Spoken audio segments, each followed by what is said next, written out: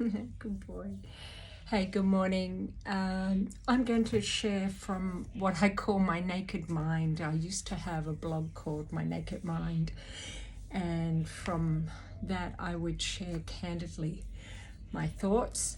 And the reason why that was important to me was because there was a time where I felt I couldn't share my thoughts without being called a weirdo, and that was a big threat at the tender age of 10 of not having any friends.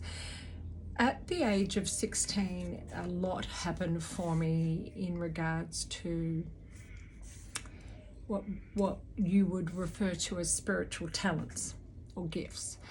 And prior to that, I was just functioning and unaware that these were different capabilities that not everyone was in touch with or admitting. I'd say admitting. And so things like telling my mum she needed to answer the door because such and such was at the door before they'd even walked up the pathway and rung the doorbell. So these were common occurrences for me, quite natural. Tapping into other worlds and other beings was all normal. I didn't have a friend like some people have. This is Mr. Bo. I didn't have my own special friend, but I did have energies around me all the time. At the age of 16, because my mum was passing, a lot was happening, and there were actually poltergeists in the house. I was actually hearing people's thoughts. I was tapping into the matrix of everything that was around us. Some call that the Akashic records, and others just call that the field, and I call it the field of consciousness. And as we know, when we look out at the stars, those stars that are shining bright and seem so vibrant and alive are actually a memory. They're not actually there anymore. They're billions of years old or millions of years old, and they've gone out, and yet we are seeing the memory of that. So that is the field. Just in 16, because my mum was passing and my dad was trying to take his life, and I took the gun out of my dad's mouth, and then from the tender age of 10, I was being groomed by dad's best friend. I won't go into that, but it was a confusing time.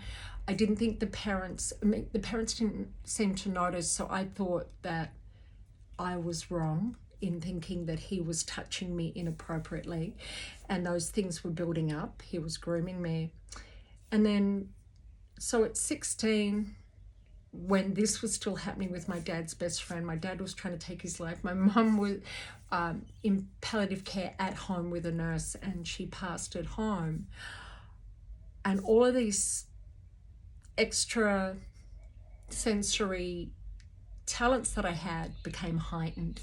For example, I went to visit a friend, and they sat me at the head of the table, and I'd only just met this person at school. They invited me for dinner. They were a European family, and I hadn't begun asking my questions about anything. I knew nothing about them. So they sit me at the head of the table, and I was thinking, oh, isn't the dad going to sit here?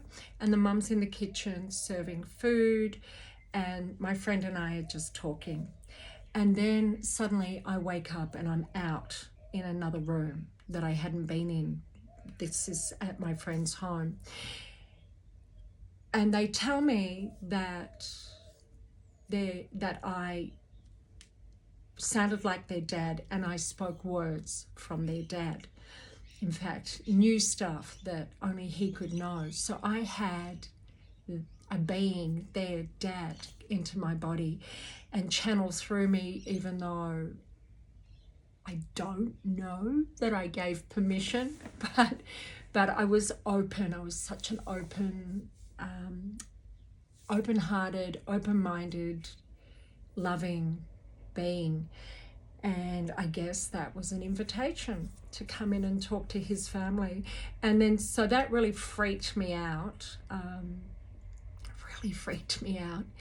And I suddenly put all the pieces together through my life.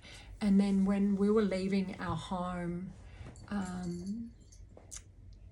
because like I said, there were spirits in the home, there were poltergeists moving things in front of me, and I thought my brothers had worked out how to move stuff, how to do magic, how to do tricks. It was so freaky.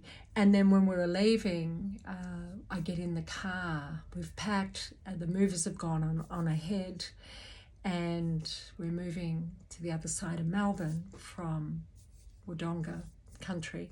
We moved there and Mum got sick.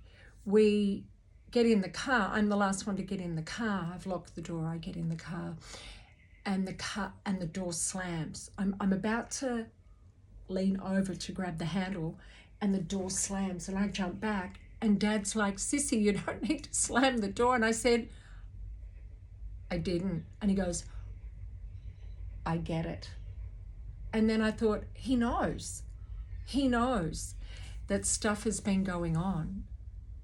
And long story short, fast forward, since that time, I have tapped into spirits, because also I've got to mention my mum came to visit me 3 nights after she passed, and I thought she was real the first night. It was like, "But you passed. I don't understand. I don't get this." And she explained to me. I'd also had a dream when she passed about her going upstairs and being guided to another place, in other words, another dimension. And she was so happy and she was so free. And she was actually like 10 years younger, and just without a care in the world. And it was really beautiful to watch her in the dream. After I'd had visitation from my mum for 3 nights after she passed. Sorry that this is all backwards and forwards. It's a lot for me to share. This is something I don't share. I've shared with a couple of close friends, one close friend and my niece actually, and maybe a couple of bits and pieces with other people. When she visited me, there was this boy that we always thought was, well, everyone thought was weird, and you weren't really meant to talk to him. But I would talk to him sometimes because I really felt for him, how mean people were. And I know that at one time when we were at the race, with the school and you do all the different racing, he said, "Oh my gosh, this is terrible. I hope they've got an ambulance. That girl's going to fall and break her leg."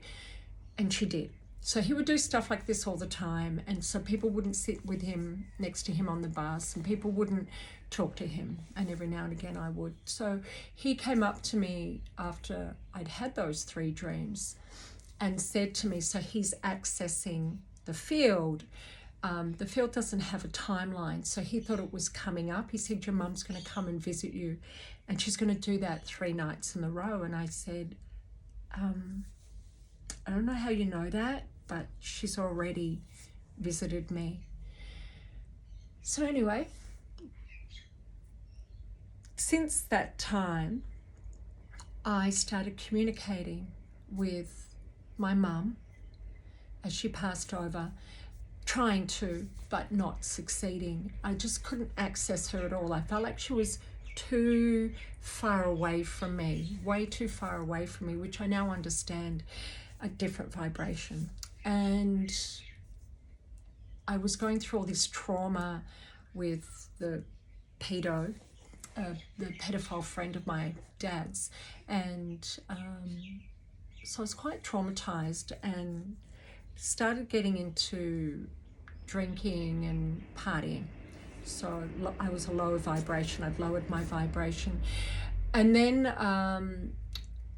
but I was still able to access the field, and I was able to access guides, and I found my guides, which was really beautiful. They're still some of them are still with me today, and I've got new ones. It's something that I talk about as a practice in Thrive, but I said it in a really logical, practical way for people. But I always ask, what do I need to know? What do I need to do?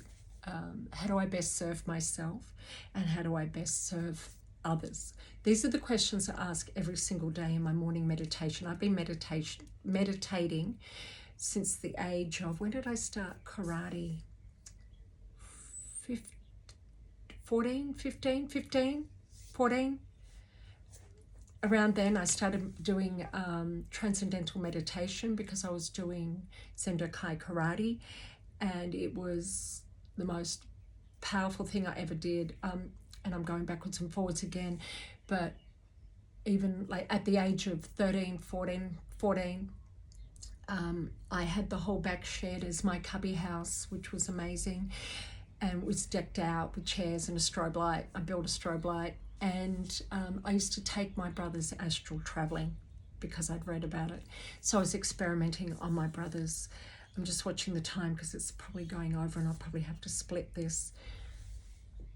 So I access guides and I do a lot of personal development all the time because it frees me to be my true nature, to raise up my vibration and connect with guides. Recently, I should say about a year ago, I started connecting with extraterrestrials.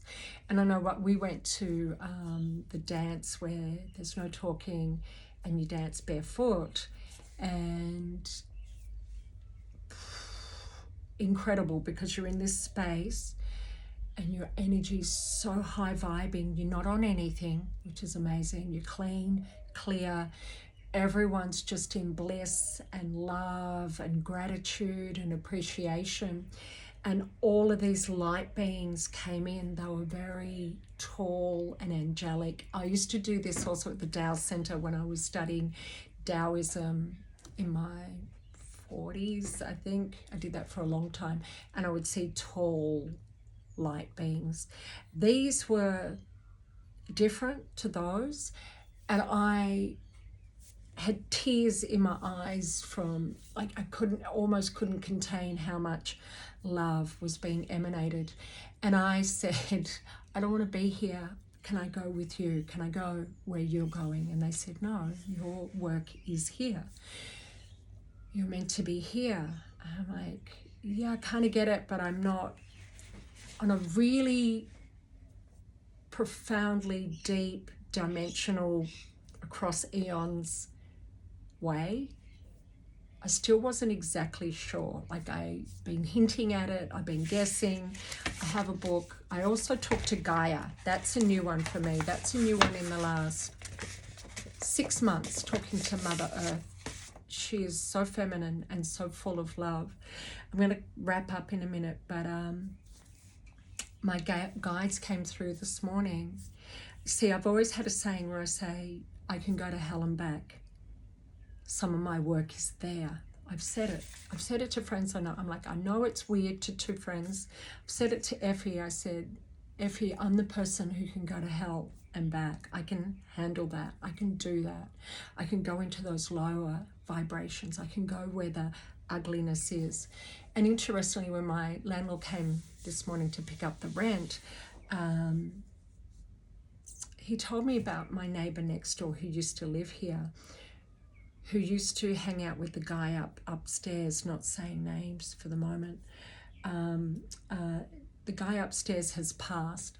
I used to sometimes, when I first moved here and I'd split up with Guru and I was in a different state and I had some victim mentality, absolutely.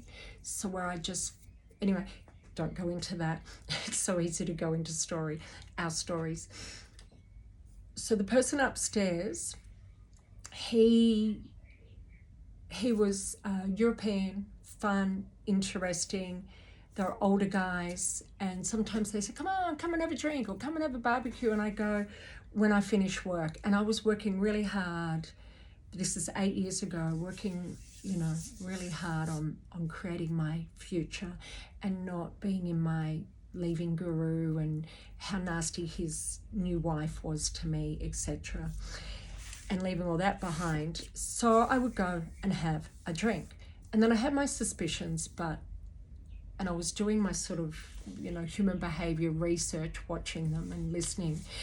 And I finally realized that the one upstairs was into younger girls and under 18, only, not technically children, but I still felt offended by that. It hurt my feelings that, why am I hanging out with these people? These are, considering my past, these are not people I want to be hanging out with.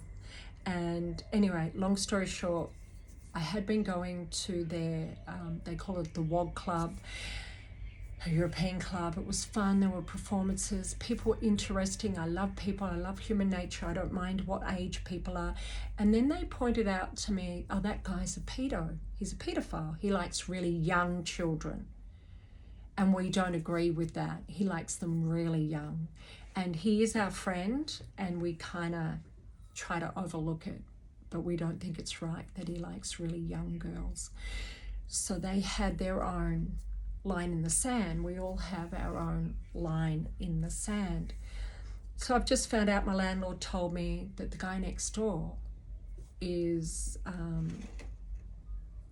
he said he's really bad news. So he was giving him work, and he found out that he offered him work to come and do floorboards at his a family member's house in Queensland. And this person next door said to my landlord, I actually need to get permission to leave the state. Interestingly enough, my landlord is an ex-policeman. He said, why are you, what offense have you, committed? He said, I'm guessing you've got a tag on and you can't, you're a convicted pedophile, because they're the only ones who can't leave the state. And he said, yeah, that's me. So they did leave and do the job. However, my landlord doesn't have anything to do with him anymore. And I liked it because he said he feels sorry for him because now he just doesn't have any work. And I'm that person too. I don't agree with the behaviour, but anyway, we can go into that another time. If you know me, you'll understand that. That's called deep compassion. That's called compassion, and I have it. So he said he was part of a ring, and now I understand. Now because of that conversation this morning, I've put all the pieces together, and I can see now that because there was a large group of them, and it wasn't until George passed that I actually put all the pieces together, that I was asked to help. Oh, I said his name, doesn't matter now. He's passed, okay? So I hope so. Anyway, these are things to be spoken. That's not what I'm saying. I'm just still putting it all together and how to speak about it. So I'm withholding. So when I was asked to unpack his home upstairs, George's home, I came across photos and stuff, and then so I did my own research online and into his Facebook and other platforms, and was made fully aware what he was interested in. There were conversations there that shouldn't have been taking place. So there's that. So my meditation after that little conversation this morning, little fish slap across the face, part of my role in being on this planet is to clear the insanity, and that is done through me, clearing the insanity. We come into this planet, and I'm not sure what you believe, I'm not even sure what I believe. There's a lot that I can believe. I'm the kind of person who prefers to, I do want to work things out. I'm very curious. I do want to know how things work and why they happen, but I'm not committed to that being the way. So I'm open to it being more or something else, so that I stay in that curiosity place and that learner place, so that I'm not stuck on this is how the planet works, and this is how spirituality is, and this is how humans work, and this is how multi-dimensions work, and interplanetary galactic travel works. Like, so I'm not doing that. I believe it's all possible. If we think it, it's possible. So clearing the insanity, meaning this is a dense planet. I can buy into that. This has gravity. It's a dense planet. I've felt this in my youth. I've felt like if I could get off the planet, I wouldn't be weighed down with life and stuff. Like life somewhere else would be different. So I never always felt connected to being on this planet. I always felt out there, out in the stars. And when I did feel out in the stars, I felt free. And here on the planet, because of gravity, it is said that we deal with, we're sort of under the line of an elevated, like it keeps our energy heavy and denser, so it's harder to raise up into the light, so to speak.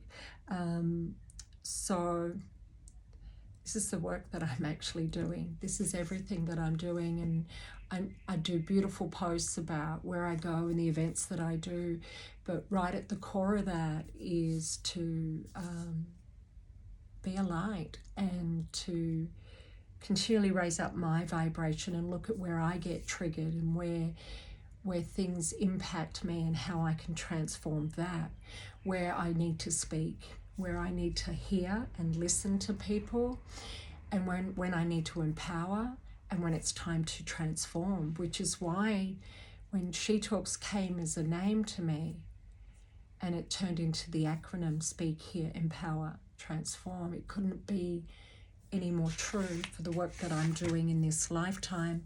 And so when my guide said to me this morning, clearing the insanity, and we know, science tells us, quantum physics tells us that when we raise up, others raise up. So for example, you've heard the saying, the 5 people that you hang around with, you'll end up like. It's because you start resonating at the same vibration. Women who are in the same room together, they'll have their period and it'll sync to the alpha female. They'll all start having it at the same time for the same duration. So it's all energy, it's all vibration. That I agree with 100%. Couldn't agree more. I've seen that in my own meditations. So, and Jordan Stevenson, that's why I connect with him. I get him completely because he talks about we're both good and evil, and a good person isn't the person who's just being good. That's a lesson I went through in my 20s. I realized that there was parts of me being good because that's what you're meant to be. So I realized that and cleared that. So that's Jordan Peterson. So there's so much information wanting to come through that it's like a bit to focus. Talks about our role in humanity is to transcend that evil, and when he says evil, it's in the true understanding of the meaning of the word. So when we are not authentic to ourselves, when we're not authentic with others, when we lie, cheat, steal, we don't have integrity. These all hurt us and others. I know there are people around me and I look at them and I know they're just, oh, you said that one time and now you're telling me another lie. Which one's the truth?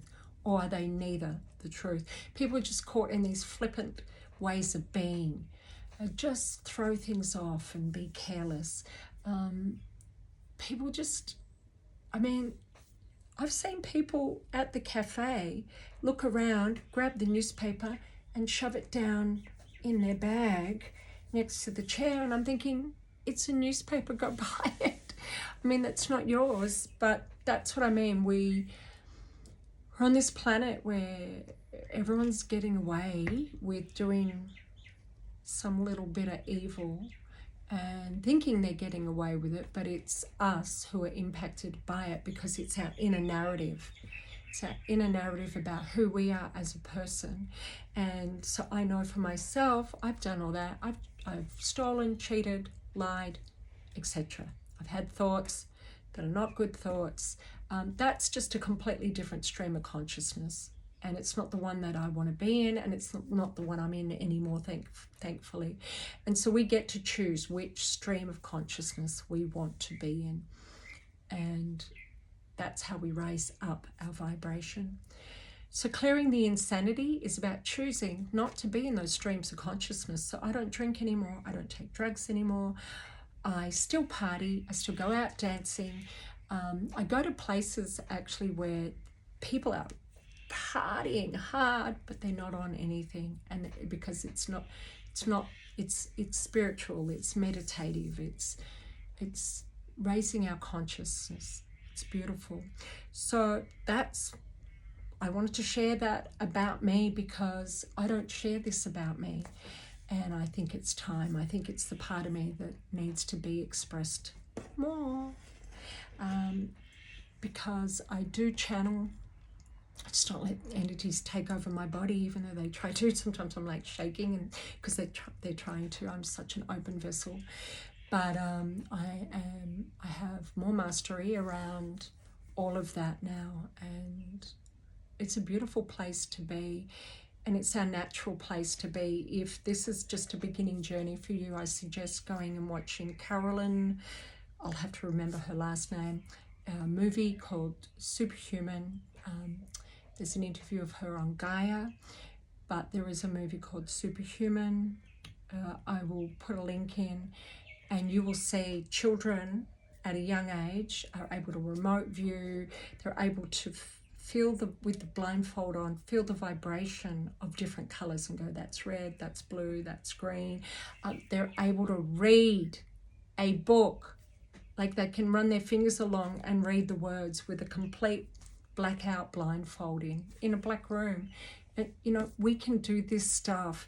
We just have been born into the matrix, and the matrix is all of that conditioning around what we're not, what we can't do, what we will get told off for doing. And we've been trained to be good girls and boys, to behave, to act in ways that please others, to tame it down, to turn down our volume. I love talking about turning up your volume of your authenticity. So it's not about being intentionally bold and raw, because that can be just an act, but it's about turning up the volume of our authenticity. All right, it's going to be a beach day, and it's a beautiful day. I hope you have a wonderful one, and I'll talk soon. More soon. I'll share more if you're interested.